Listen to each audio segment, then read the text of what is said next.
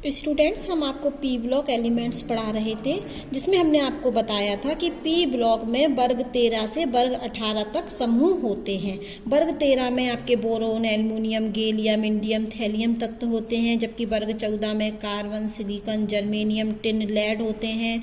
वर्ग 15 में nitrogen, phosphorus, arsenic, antimony, bismuth होता है। तो ये यहाँ पर हमने वर्ग 16 के तत्व लिखे, वर्ग 17 के, वर्ग 18 के तत्व आपको लिख के बताए थे। तो जो वर्ग का पहला सदस्य होता है, तो वर्ग 13 का पहला सदस्य कौन है? बोरोन। ठीक है, दूसरा कौन है? एल्युमिनियम। वर्ग 14 में पहला सदस्य देखो तो कार्बन है। वर्ग 15 में पहला सदस्य नाइट्रोजन है। वर्ग 16 में पहला सदस्य ऑक्सीजन है। वर्ग 17 का पहला सदस्य फ्लोरीन है। वर्ग 18 का पहला सदस्य हीलियम है। तो यहाँ पर जब पाया गया कि वर्ग के जो तत्व होते हैं उनमें गुण एक समान होना चाहिए, लेकिन वर्ग का पहला सदस्य अन्य तत्वों की तुलना में भिन्नता रखता है, तो वर्ग का जो पहला सदस्य होता है उसके गुण अपने अन्य तत्वों से कुछ गुण नहीं मिलते हैं। तो क्या कारण है कि प्रत्येक वर्ग में पी ब्लॉक का जो वर्ग होता है, तो प्रत्येक वर्ग में पहले सदस्य के गुण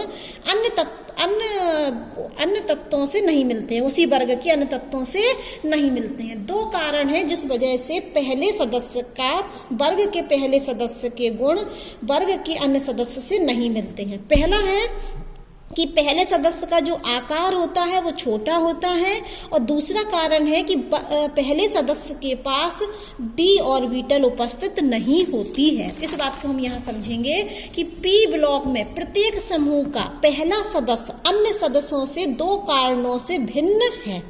ये बात हमने आपको यहाँ बताई। तो कारण क्या है? छोटा आकार और संयोजी कोष में डी ऑर्बिटल की अनुपस्थिति। तो यहाँ हमने मान के चलो ये वाला वर्ग 13 ले लिया, तो वर्ग 13 में हमने बोरोन और एल्युमिनियम लिया। तो बोरोन क्या है? हमारा पहला सदस्य। तो पहला सदस्य क्या है? इन अन्य तत्वों से भिन्न है। तो बोरोन का जो परमाणु क्रमांक होता है वो 5 होता है। तो आप जानते हो कि 1s2, 2s2 और 2p1 आप बाहु के नियम से। एल्युमिनियम का परमाणु क्रमांक कितना होता है? 13।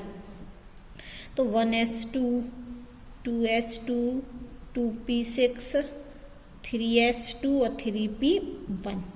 अब यहाँ पर 3p1 और 3d भी होती है, क्योंकि पहली कक्षा में सिर्फ क्या होता है? आप जानते होंगे कि बीच में नाभिक होता है, फिर पहली कक्षा होती है। तो पहली कक्षा में सिर्फ कौन सा ऑर्बिटल होता है? S orbital. फिर दूसरी कक्षा होती है, दूसरी कक्षा में हमारा एस ऑर्बिटल भी होता है, पी भी होता है। तीसरी कक्षा में एस ऑर्बिटल भी होता है, पी भी होता है, डी भी होता है। और चौथी कक्षा जिसमें एस, पी, डी और एफ चारों ऑर्बिटल होते हैं। तो तीसरी कक्षा में तो डी ऑर्बिटल होता है। तो जब हम एल्युमिनियम का इलेक्ट्रॉनिक विन्यास लिखेंगे तो संयोजी कोष क्या होती है? बाहरी कोष। तो यहाँ पर अगर हम इसको इलेक्ट्रॉनिक विन्यास लिखें तो लिख सकते हैं पहली कक्षा में 2 इलेक्ट्रॉन और दूसरी कक्षा में 2 और 1 3। तो इस बोरोन में जो दूसरी कक्षा है वो संयोजी कक्षा है, जबकि हम एल्युमिनियम का इसी प्रकार लिखेंगे तो पहली कक्षा में 2 इलेक्ट्रॉन, दूसरी में 2 और 6 8 इलेक्ट्रॉन, और तीसरी में 2 और 1 3 इलेक्ट्रॉन। तो यहाँ एल्युमिनियम की जो संयोजी कोष है वो तीसरी कक्षा है, और बोरोन की जो संयोजी कोष है वो दूसरी कक्षा है। संयोजी कोष का अर्थ होता है बाहरी कोष, बाहरी कक्षा। तो बोरोन में कितनी कक्षाएं हैं? 2। तो दूसरी क्या हुई? उसकी बाहरी कक्षा। और एल्युमिनियम में कितनी कक्षाएं हैं? 1 2 3, और तीसरी क्या हुई? उसकी बाहरी कक्षा, मतलब संयोजी कक्षा। तो यहाँ पर एल्युमिनियम की संयोजी कोष में खाली डी ऑर्बिटल भी उपस्थित होता है, जबकि बोरोन के पास डी ऑर्बिटल उपस्थित नहीं है। इसी कारण से जो पी ब्लॉक में प्रत्येक वर्ग में जो पहला सदस्य होता है वो अन्य सदस्यों की तुलना में भिन्न होता है। कारण कि पहले जो सदस्य होता है उसका आकार क्या होता है? छोटा। और दूसरा कारण है कि उसकी संयोजी कोष में डी कक्षक अनुपस्थित होता है। देखो एग्जाम्पल से पता चल रहा है, यहाँ बोरोन के पास डी ऑर्बिटल नहीं है, जबकि यहाँ इसके पास डी ऑर्बिटल है एल्युमिनियम के पास। इसके बाद यदि हम गैलियम में जाएं तो वहाँ भी डी ऑर्बिटल उपस्थित है। तो पहला सदस्य जो होता है आपका, यहाँ जो हम पढ़ा रहे थे आपको कि वर्ग में पहले सदस्य जो होता है वो अन्य सदस्यों की तुलना में भिन्न होता है, कारण कि पहले सदस्य का आकार छोटा होता है और पहले सदस्य के पास खाली डी ऑर्बिटल उपस्थित संयोजी कोष में नहीं होती है। ये हमने आपको यहाँ करके दिखा दिया। इसी कारण से, क्योंकि बोरोन के पास तो खाली डी ऑर्बिटल उपस्थित है नहीं है, तो ये क्या कौन सा आयन बना सकता है? Bf4 माइनस, जबकि एल्युमिनियम के पास खाली d ऑर्बिटल भी उपस्थित है। तो इस खाली d ऑर्बिटल के कारण ये अपनी संयोजकता को 4 से अधिक बढ़ा सकता है एल्युमिनियम, इसलिए एल्युमिनियम F6 आयन बनाता है, जबकि बोरोन क्या बनाता है, FbF4 आयन बनाता है, जबकि एल्युमिनियम AlF6 आयन बनाता है। क्यों? क्योंकि एल्युमिनियम के पास खाली d ऑर्बिटल है, जिस वजह से ये अपनी संयोजकता को 4 से बढ़ा सकता है, जबकि बोरोन के पास खाली d ऑर्बिटल नहीं है, इसलिए ये आयन बनाता है, जबकि एल्युमिनियम ये आयन बनाता है। जैसे जैसे हम ऊपर बोरोन ले लिया हमने, एल्युमिनियम ले लिया, गैलियम ले लिया, इंडियम ले लिया और थेलियम ले लिया, जैसे हम ऊपर से नीचे आते हैं, ये ऊपर के जो तत्व होते हैं ये बनाते हैं पी पाई बॉन्ड, जबकि नीचे वाले क्या बना लेते हैं, पी पाई और डी पाई। तो जो ऊपर वर्ग में जैसे जैसे हम ऊपर से नीचे आते हैं तो पाई बनाने की क्षमता को भी प्रभावित करता है। वर्ग में ऊपर से नीचे आने पर डी कक्षक की उपलब्धता के कारण, जैसे हम वर्ग में ऊपर से नीचे आते हैं तो डी कक्षक उपलब्ध होता है, ऊपर तो डी कक्षक उपलब्ध नहीं है, लेकिन नीचे गुरुत्तर तत्वों में डी कक्षक उपलब्ध है। तो जैसे जैसे वर्ग में हम ऊपर से नीचे आते हैं तो डी ऑर्बिटल की उपस्थिति के कारण जो पाई बंध बनता है, तो पाई बंध बनाने की क्षमता को भी प्रभावित करता है। कौन प्रभावित करता है? ये डी कक्षक। तो ये डी कक्षक की वजह से जो पाई बंध बनते हैं उसको भी प्रभावित ये डी कक्षक करता है, इसीलिए ऊपर के जो तत्व होते हैं वो पी पाई बॉन्ड बनाते हैं, जबकि नीचे के तत्व क्या बनाते हैं, पी पाई डी पाई बॉन्ड बनाते हैं। अब हम पढ़ने वाले हैं बोरोन परिवार के बारे में। हमने आपको पहले ही बताया था कि पी ब्लॉक एलिमेंट्स में हमको कक्षा 11 में सिर्फ वर्ग 13 और वर्ग 14 पढ़ना है, वर्ग 15, वर्ग 16, वर्ग 17 और वर्ग 18 हम 12 क्लास में पढ़ेंगे। तो अभी हमको सिर्फ पी ब्लॉक में 2 वर्ग पढ़ने हैं, बोरोन परिवार और कार्बन परिवार। तो आज हम पढ़ने वाले हैं बोरोन परिवार। तो बोरोन परिवार में आपके तत्व आपको जानते हैं कि बोरोन, एल्युमिनियम, गैलियम, इंडियम और थेलियम। सबसे पहले हम पढ़ने वाले हैं इनका इलेक्ट्रॉनिक विन्यास। तो हम ये तो जानते हैं कि सामान्य जो पी ऑर्बिटल का पी ब्लॉक का इलेक्ट्रॉनिक विन्यास होता है वो होता है NH2 और Np126, ठीक है। और बोरोन का क्या बताया था हमने, बोरोन का NH2 Np1 बोरोन परिवार का, ग्रुप 13 का, और ग्रुप 14 का क्या होता है NH2 Np2, ये सब हम पढ़ा चुके हैं आपको डिटेल में। तो बोरोन परिवार का सामान्य इलेक्ट्रॉनिक विन्यास ये होता है, सामान्य इलेक्ट्रॉनिक विन्यास NH2 और Np1। ये किसका है सामान्य इलेक्ट्रॉनिक विन्यास? बोरोन परिवार का, वर्ग 13 का। तो सबसे पहले हम आए बोरोन पर। तो बोरोन का परमाणु क्रमांक क्या होता है? 5। तो इसका इलेक्ट्रॉनिक विन्यास हम बनाएंगे तो 1s2 2s2 2p1। एल्युमिनियम का बनाइए तो 1s2 2s2 2p6 3s2 3p1।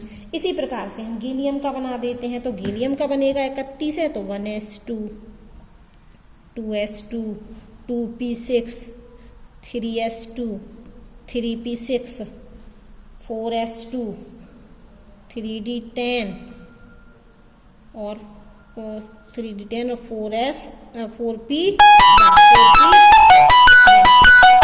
4p1, ठीक है।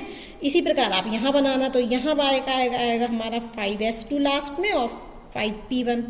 इसका बनाओगे तो आएगा 6s2 और 6p1, और यहाँ क्या आ रहा है 4s2 4p1। अगर हम 3d को पहले लिख दें, मान को हम ये लिख दें 3d10 और ये बना हमारा 4s2 4p1।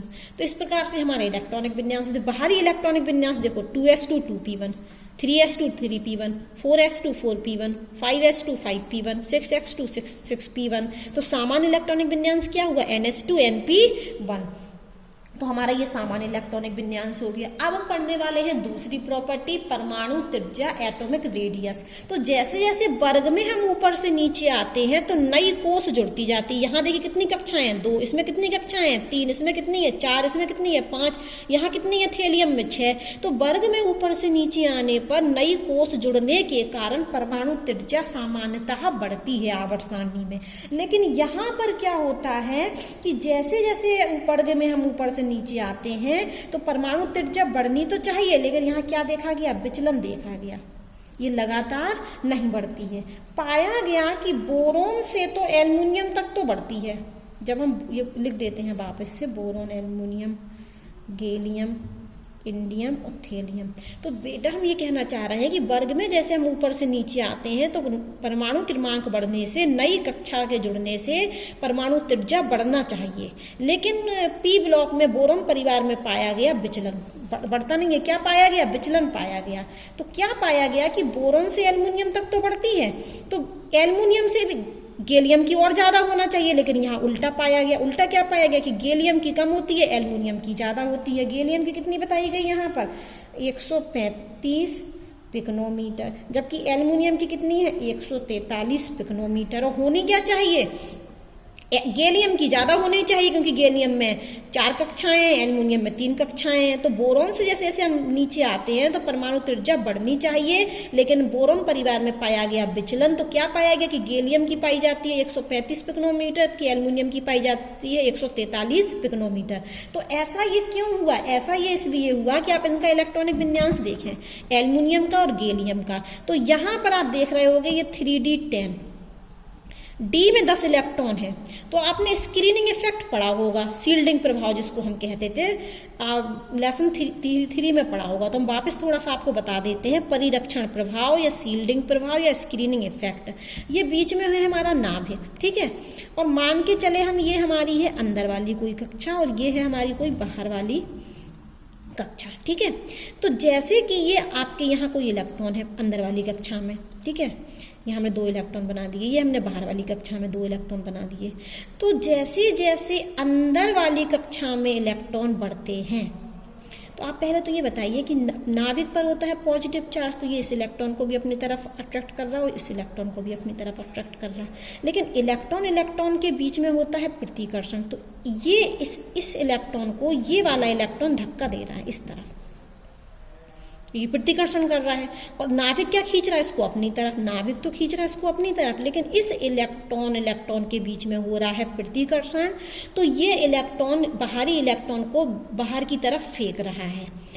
और ये इलेक्ट्रॉन यदि बीच में आ रहा है तो स्क्रीन की तरह, मान लो अंदर वाले इलेक्ट्रॉनों की संख्या बढ़ गई, अंदर वाले इलेक्ट्रॉनों की संख्या क्या हुई? बढ़ गई। तो अंदर वाले इलेक्ट्रॉनों की जब संख्या बढ़ जाती है तो ये स्क्रीन की तरह व्यवहार करने लगता है, स्क्रीन की तरह। तो क्या होता है कि अंदर इलेक्ट्रॉनों की संख्या यदि बढ़ती है, अंदर वाली कोष में इलेक्ट्रॉनों की संख्या, तो वो स्क्रीन बना लेती है, एक आवरण बना लेते हैं।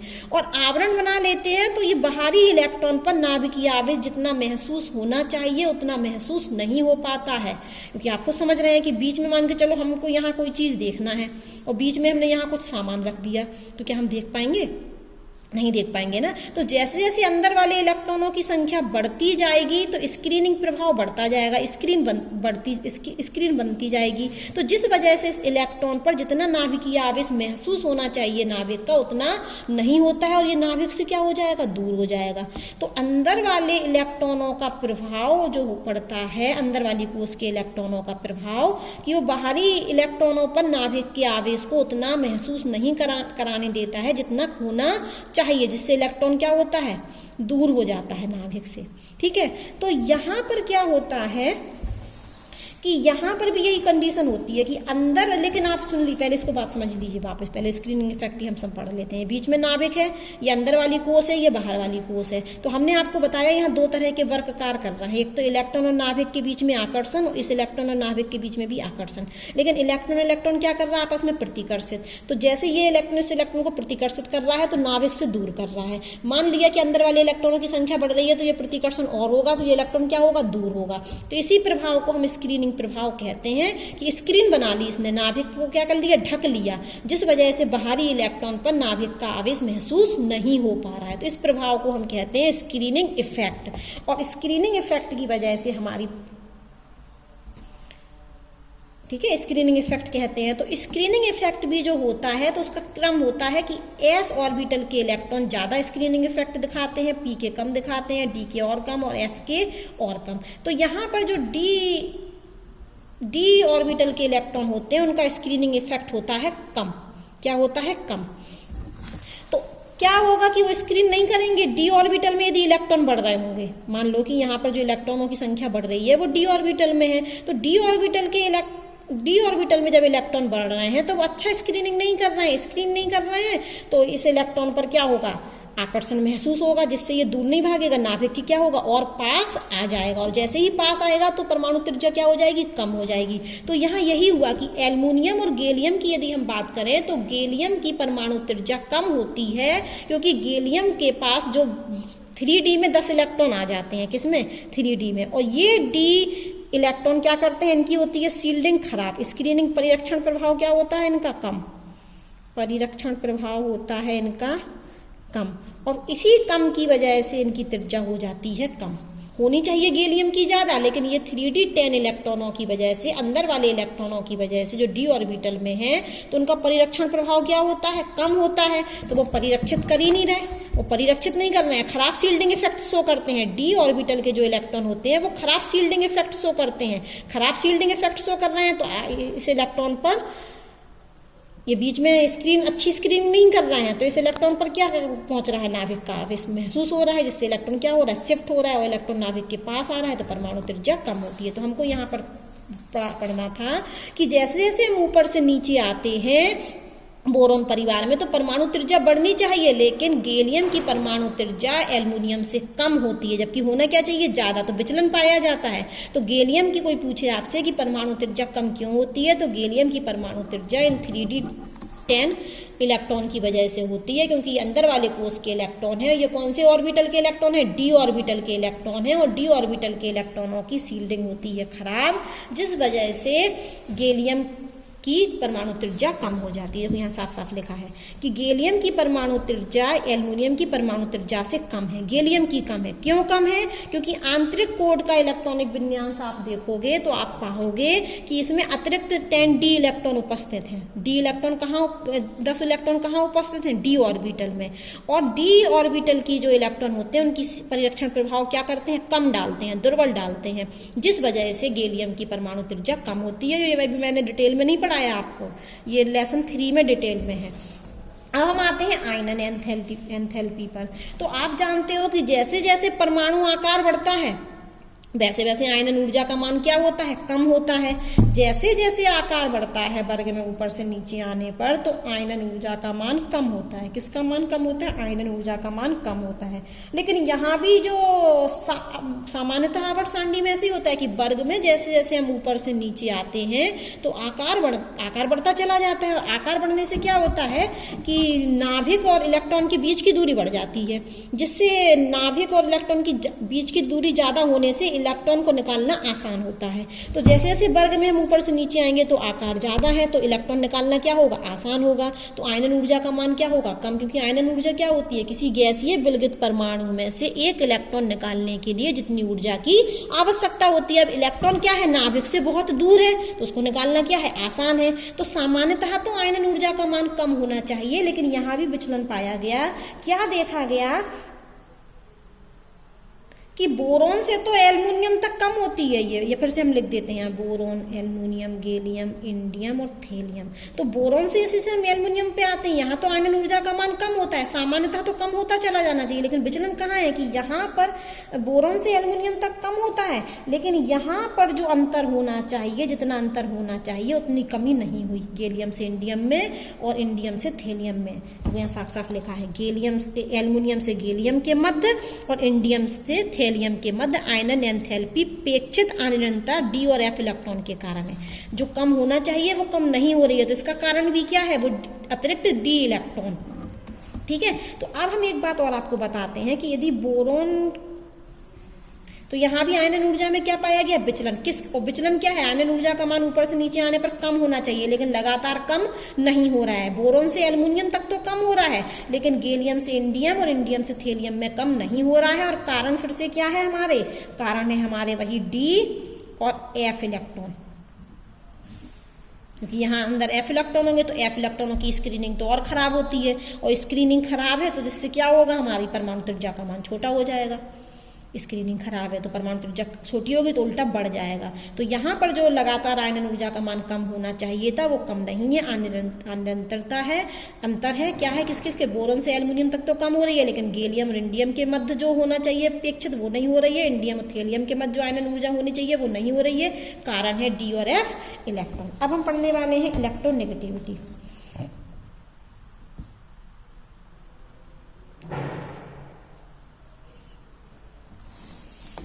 तो आप जानते हो कि आवर्त में जब हम लेफ्ट से राइट जाते हैं सामान्यतः तो इलेक्ट्रोनेगेटिविटी बढ़ती है, En क्या होती है, बढ़ती है, जबकि वर्ग में ऊपर से नीचे आने पर इलेक्ट्रोनेगेटिविटी En घटती है, कम होती है, सामान्यतः ये होता है। तो यहाँ भी क्या होता है कि यहाँ पर फिर से परिवार लिख दिया, बोरोन परिवार, boron, aluminium, gallium, indium, thallium. तो En का मान क्या होना चाहिए, कम होना चाहिए, ठीक है, क्योंकि सामान्यतः आवर्त सारणी में वर्ग में ऊपर से नीचे आने पर इलेक्ट्रोनेगेटिविटी का मान घटता है। तो यहाँ पर भी ये क्या होना चाहिए, घटना चाहिए। तो लेकिन ऐसा क्या होता है कि बोरोन से एल्युमिनियम तक तो कम होता है, लेकिन ये जो बाद में यहाँ जो क्रम है ये फिर से डिस्टर्ब है।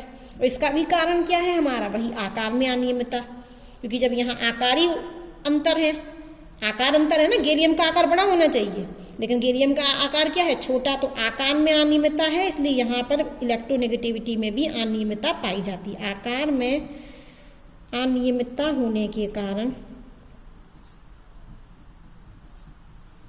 En में भी अनियमितता पाई जाती है। वापस सुनिए, हम ये कह रहे हैं कि सामान्यतः आवर्त सारणी में किसी भी वर्ग में जब हम ऊपर से नीचे आते हैं तो इलेक्ट्रोनेगेटिविटी का मान कम होता है। तो बोरोन परिवार भी हमारा एक वर्ग है, वर्ग 13। तो सामान्यतः यहाँ भी जब हम ऊपर से नीचे आएंगे तो इलेक्ट्रोनेगेटिविटी कम होना चाहिए, लेकिन ऐसा नहीं पाया गया। बोरोन से एल्युमिनियम तक तो कम होती है, लेकिन यहाँ बोरोन से गैलियम, गैलियम से इंडियम, इंडियम से थेलियम तक ये इलेक्ट्रोनेगेटिविटी का मान कम नहीं होता है, अनियमितता पाई जाती है। क्यों पाई जाती है, क्योंकि इनकी आकार में अनियमितता है। और आकार में अनियमितता क्यों है, क्योंकि यहाँ पर आंतरिक कोड का इलेक्ट्रॉनिक विन्यास आप देखोगे तो आंतरिक कोड में D इलेक्ट्रॉन है और F इलेक्ट्रॉन है, और D इलेक्ट्रॉन और F इलेक्ट्रॉन की शील्डिंग प्रभाव क्या है, दुर्बल परिरक्षण प्रभाव क्या दिखाते हैं, वो दुर्बल दिखाते हैं। इस वजह से इनकी आकार में अनियमितता है। किस वजह से, परिरक्षण प्रभाव की वजह से। दुर्बल परिरक्षण प्रभाव कौन शो करता है, D इलेक्ट्रॉन और F ऑर्बिटल के इलेक्ट्रॉन दुर्बल परिरक्षण प्रभाव शो करते हैं, जिस वजह से इनकी आकार में अनियमितता है, और आकार में अनियमितता होने के कारण इनकी इलेक्ट्रोनेगेटिविटी में भी अनियमितता है।